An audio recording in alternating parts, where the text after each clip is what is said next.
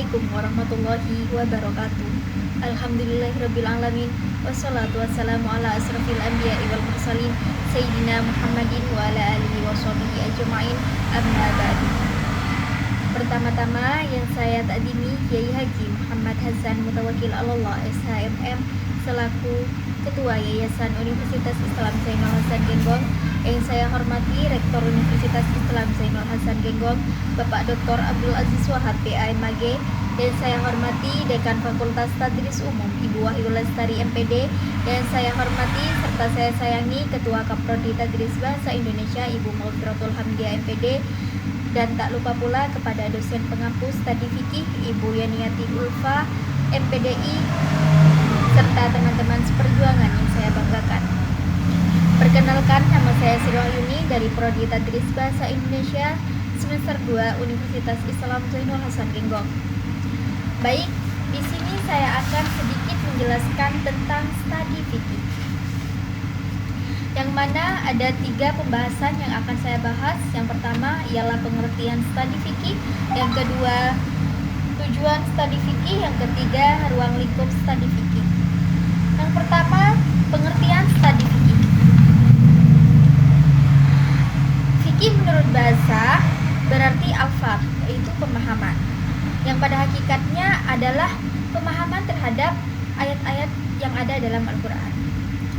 Ilmu fikih ialah pembelajaran tentang hukum-hukum Islam yang berkaitan dengan perbuatan manusia, di mana studi fikih ini menjelaskan tentang hukum-hukum yang berkaitan dengan perbuatan manusia dalam artian yang luas, yaitu adalah bagian dari syariat Islam, di mana studi fikih ini juga dapat disebut sebagai norma atau aturan-aturan yang dibuat untuk manusia sebagai pedoman hidup agar manusia bisa menjalani hidup dengan baik serta tidak menyelewenang atau tidak melangkahi aturan-aturan yang telah ditetapkan oleh agama Islam.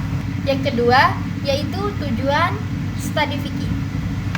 Menurut Imam Yazid dalam ilmu fikih dan usul fikih pada tahun 2016, tujuan akhir dari studi fikih yaitu untuk mendapat keridhaan dari Allah Subhanahu wa taala. Jadi, ilmu fikih di sini digunakan untuk mendapatkan keridhaan dari Allah Subhanahu wa taala dengan melaksanakan syariatnya serta menjauhi segala larangannya. Tujuan lainnya yakni memberi pemahaman tentang berbagai aturan secara mendalam serta sebagai patokan untuk bersikap baik dalam menjalani hidup. Seperti halnya tadi, tidak menyelewenang atau menyalahkan aturan sehingga kita dapat mendapatkan keridhaan dari Allah Subhanahu wa taala. Yang ketiga, ruang lingkup studi fikih.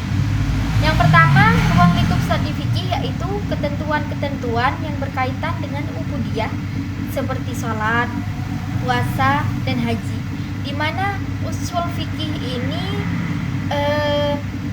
menjelaskan tentang ketentuan-ketentuan yang berkaitan dengan ubudiyah, yaitu seperti sholat, puasa, dan haji. Lebih memperjelas dari ketiga pengertian di sini. Kan di dalam Al-Quran sholat tidak dijelaskan bagaimana bagaimana gerakan sholat, ada berapa rakaat, seperti itu. Jadi usul fikih di sini lebih memperjelas pemahaman atau artian yang ada dalam Al-Quran.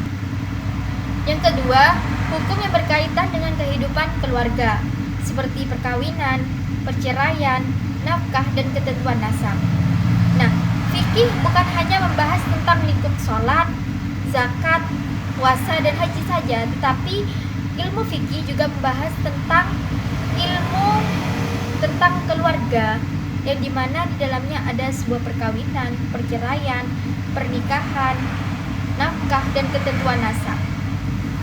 Jadi di studi fikih di sini dijelaskan bagaimana tentang keluarga tersebut, bagaimana cara kita untuk nikah, bagaimana tentang perceraian, tentang nafkah, ketentuan nasab.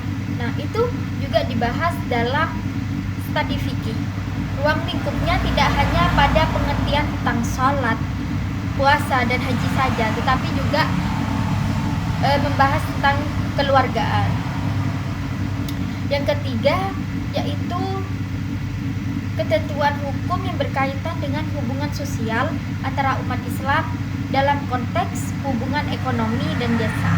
Jadi ilmu fikih juga membahas tentang ilmu sosial, tentang sosial kita terhadap orang lain. Yang keempat, ketentuan hukum yang berkaitan dengan sanksi-sanksi terhadap tindak kesalahan kriminal. Jadi ilmu fikih di sini juga membahas tentang kesalahan-kesalahan manusia, sanksi-sanksi yang perlu diberikan kepada manusia yang melakukan kesalahan atau menyelewenang aturan yang sudah ditetapkan oleh agama kita. Nah, mungkin hanya itu saja yang dapat saya jelaskan. Kurang dan lebihnya saya mohon maaf. Wassalamualaikum warahmatullahi wabarakatuh.